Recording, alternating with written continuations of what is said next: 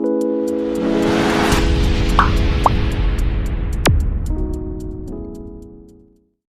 Guys, welcome to my channel technical chit chat.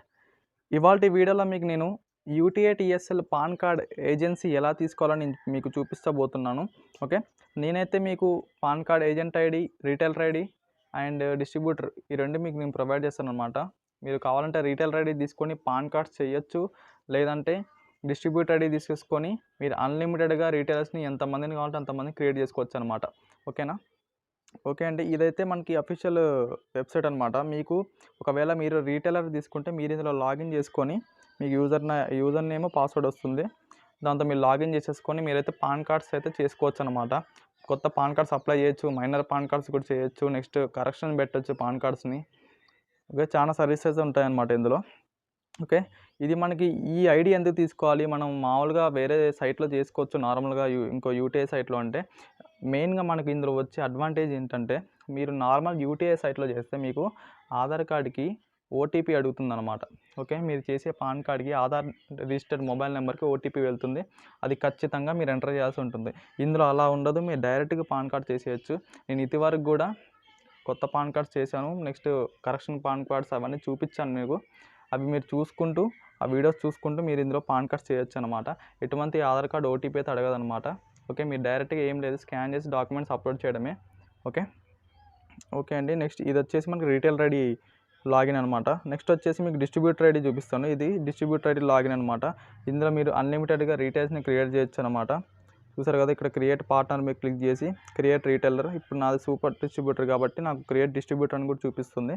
Okay, మీరు రీటైలర్స్ని చాలామంది create చేసుకోవచ్చు అనమాట అన్లిమిటెడ్గా.